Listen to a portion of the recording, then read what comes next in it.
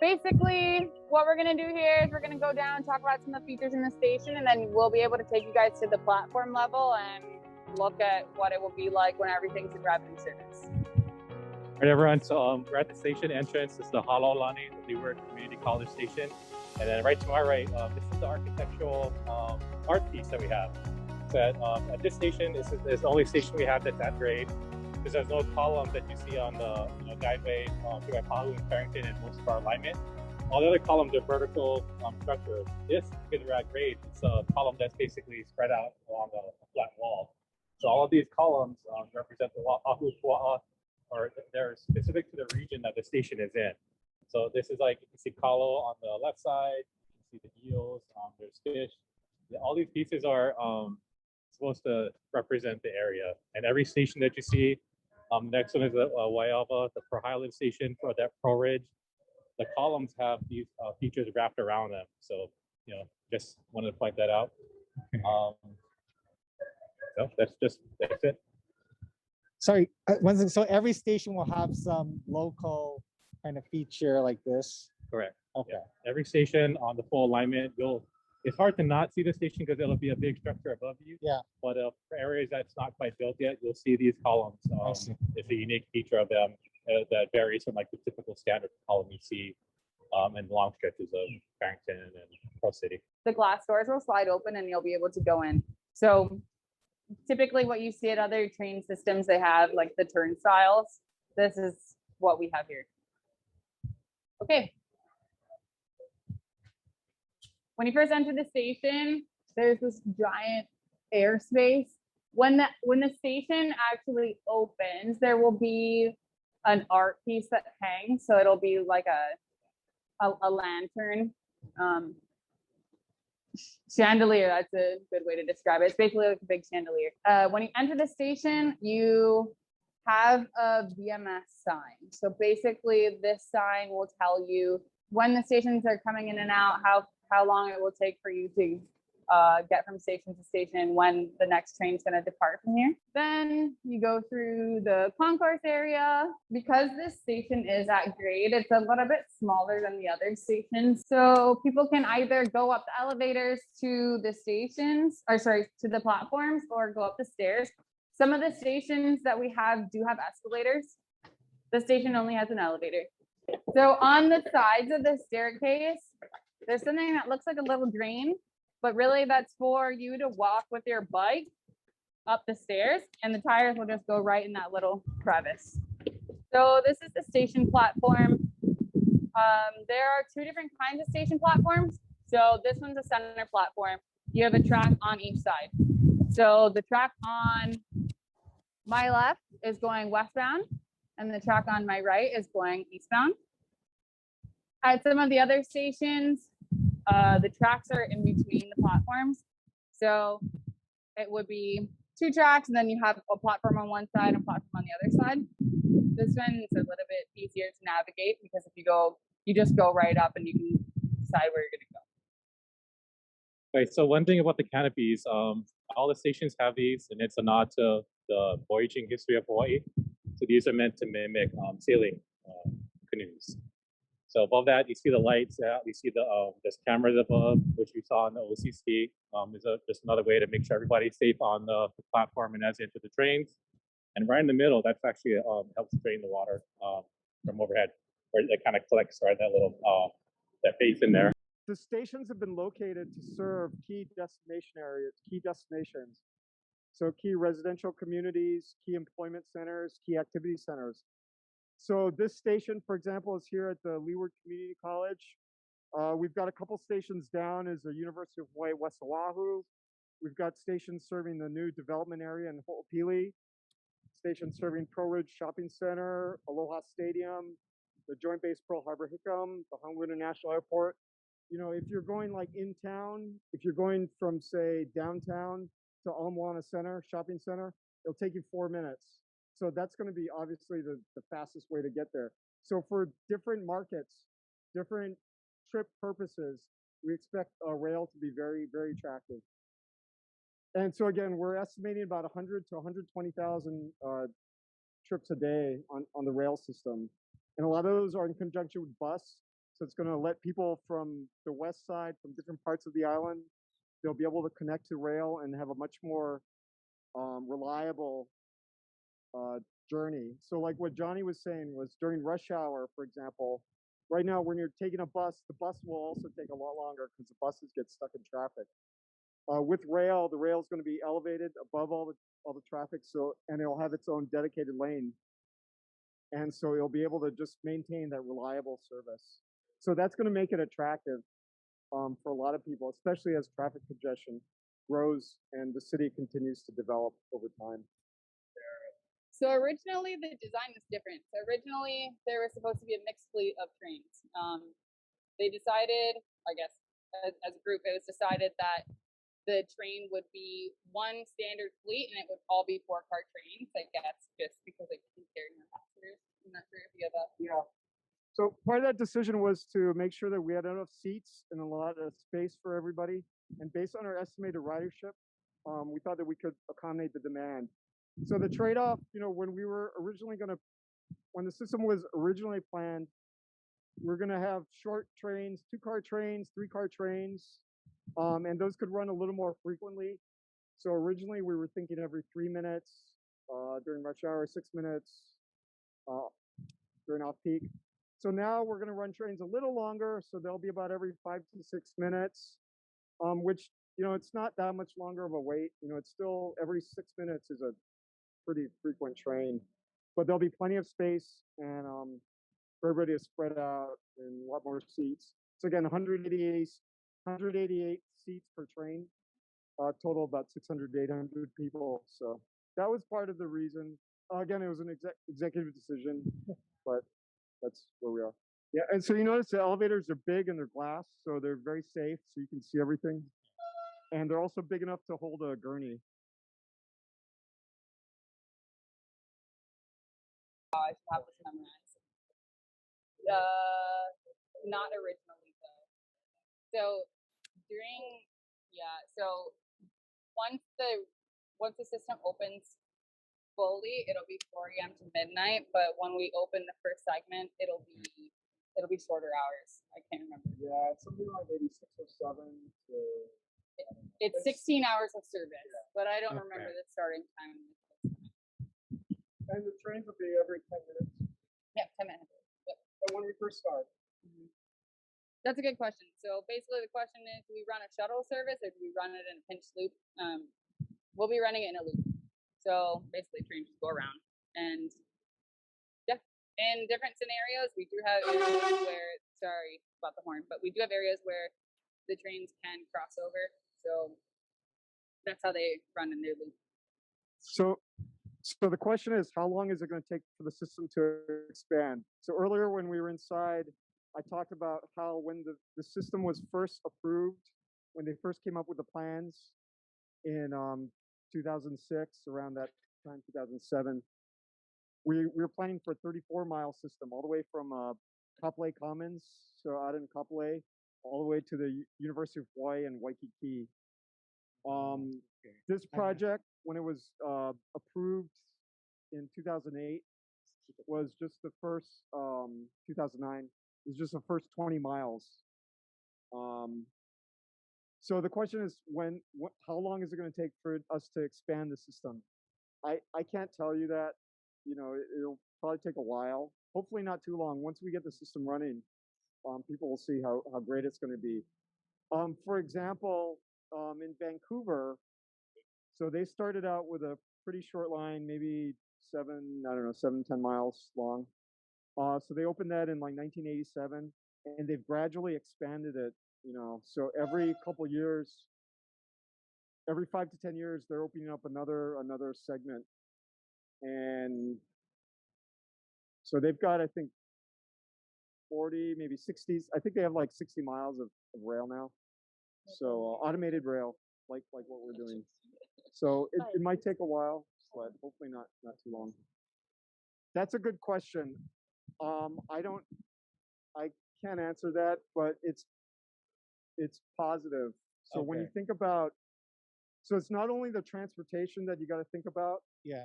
Right. So it's not only that one journey from home to work, and the carbon footprint of that, but it's all the other associated trips that go along with that, right? Yeah. So you have a parking lot, you need to park cars. When you go to the store, you need to park cars. So it's all that cumulative carbon footprint has got to be Yeah. huge, and it's inefficient, right? So all that land that you're using for parking and for driving for freeways, it's compared to the rail. So when you guys drive back and you get on the freeway, we have this good aerial shot. You can see the 10-lane freeway, right? It's what, 100, 200 feet wide, right? The rail, we can move, more people in just a 30-foot guideway, just a small track, one track in each direction. So it's a lot more efficient. Okay. Yeah. So the question is, how will people use this station, Leeward Community College? So we expect a lot of the people using this station will be actually coming to the campus. So again, our latest estimate, somewhere around 1,500 to 2,000 people a day using rail to get to the campus instead of driving their car. So people will either be taking a bus or driving to another station, getting on the rail, Okay. and then getting off here and then just walking to their class. There are a few people around here that they live just on the other side of the campus, and so they'll probably walk here. We do have 4 park and ride facilities that we're planning to build as part of the project, with about 4,000 stalls. Just the next station up, so just a minute, Pearl Highlands, Waiava. That's going to have 1,600 parking stalls, a big structure. It's going to have a ramp that's going to connect the freeway. You're going to get off the H2 freeway and go right into the parking structure. Buses can use that too. So that's going to be serving people from Central Oahu. On the west side, we have 2 other park and rides that several park and rides that we're also developing. One at, again, University of Hawaii West Oahu, UNI station, and then another one at the first station, Kolokai. And then we have also got Aloha Stadium, another 600 stalls there. So why no escalator for this one? Why no escalator at the station? Is it So personal taste? So we, now I wasn't totally involved in it, but basically we did an analysis and we put escalators at the busiest stations. Okay. Where at the time, we estimated most people would be using it. So, this station again, it's one of our lower use stations compared to some of the other ones. Okay. So at the Pearl Highlands station, the next one up, Waiava station, it's a big transfer station. It's going to be the second busiest on the line because everybody's going to be connecting in, and so that's got escalators everywhere. Oh, okay. But this one, it's mainly local, so. So you just don't anticipate it being as busy. Correct. Yeah. Yeah, so it won't be as busy as the others. So again, there were some analyses that were done. It was also part of the value engineering. Yeah. They wanted to make it most efficient.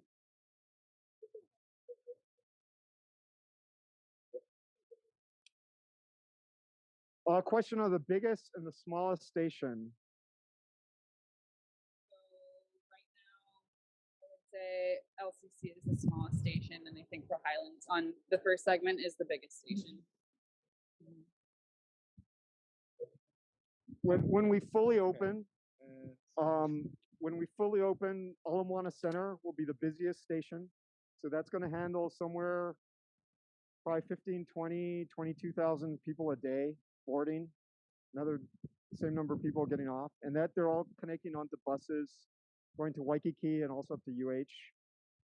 Downtown, this station here, Waiava, next one up, Pearl Highlands, that'll be the second busiest. Third busiest is downtown.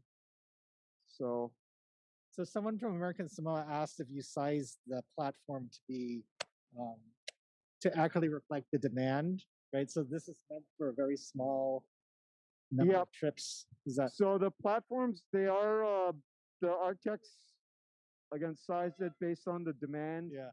Out, I think it was like 2057. Okay. So the stations are supposed to last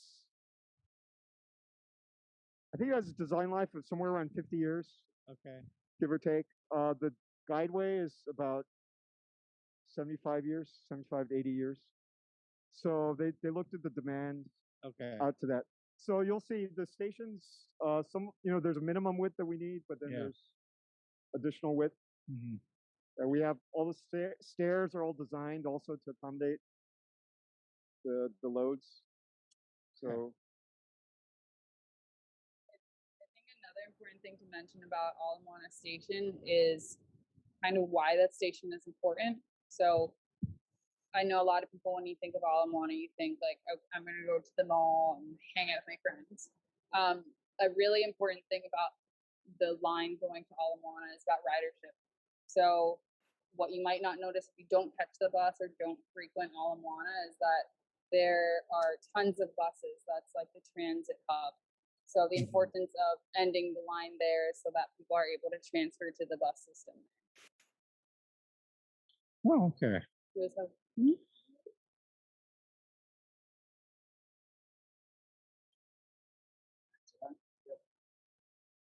answer yes, we do expect a lot of tourists. That's why we got a station at the airport.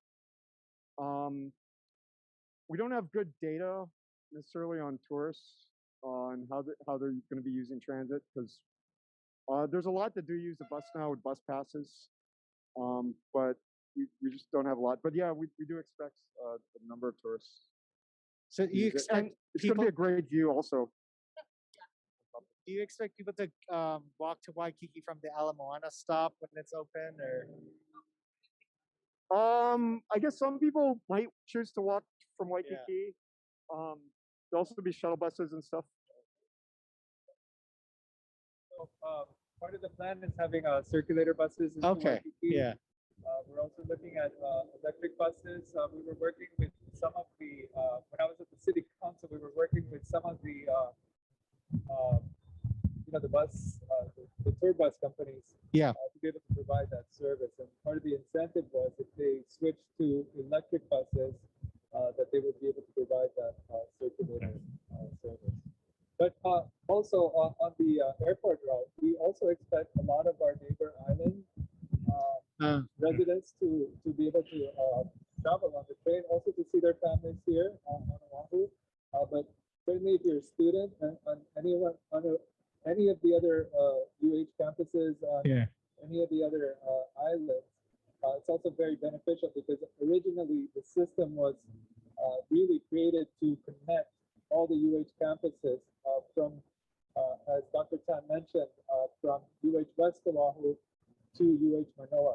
So that's still a goal, if that's possible. And the system would greatly benefit from going all the way to Manoa. I see. So that's why there's a station here next to Leeward. Okay. Absolutely, yeah.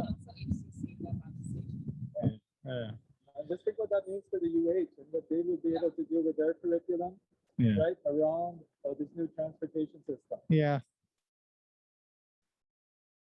Okay. Has the fare been determined already? That's a good question. I was just asked that earlier. I don't want to guess. Yes, the rate commission has proposed a fare. It's going through the city council right now. I don't recall what it is, but it's about $7 for the ride. But I think that's a day pass, right? And that also gets you onto the bus and around for the day. So $7 unlimited number of trips and transfers. Okay. Yeah, that's not bad. That's one. That's one of the fares that are being proposed. So one of the main questions we get is about are there vending machines? Are there going to be concession stands here? So the real goal of the transit station is to get people from one point to another, right? So we have buses, ride sharing options. You carpool to get dropped off at the station. The station is meant to pick you up and bring you to the next stop. So it's not really meant to be congregating and hanging out the whole day. It's meant to kind of get you to and from.